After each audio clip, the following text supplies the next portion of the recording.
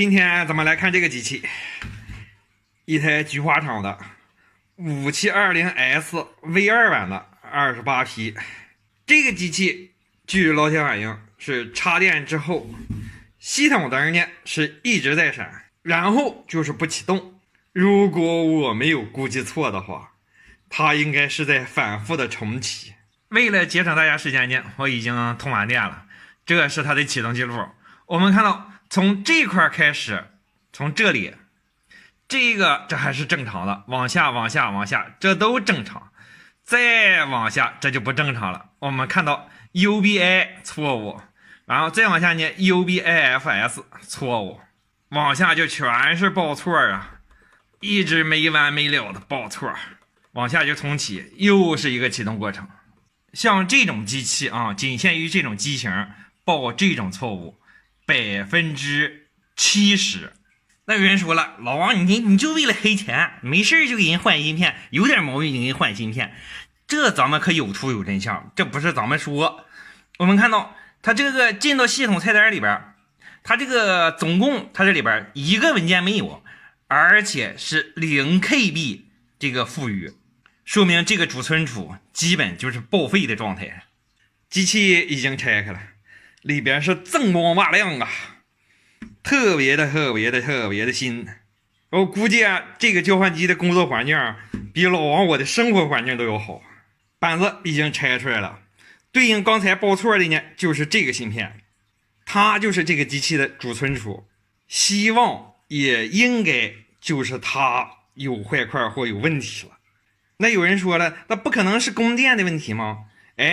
我跟你说还真就不可能，因为他们俩用的都是 3.3 伏，根据刚才的启动记录，它工作是正常的，只有它不正常，所以说完全的排除了供电的问题。带程序包好的存储芯片我已经准备好了，其实芯片没多少钱，主要是里边的程序贵呀。稍等片刻，待我将其给它干上。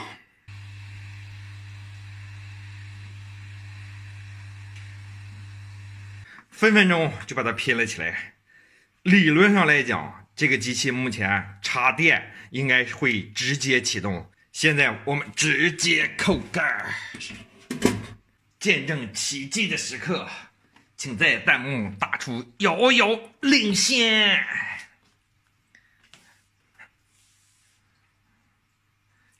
就看一会儿报不报错。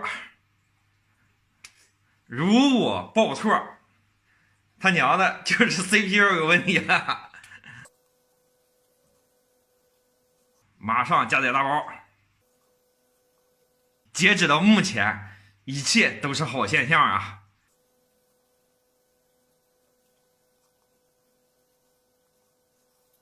漂亮，没有问题。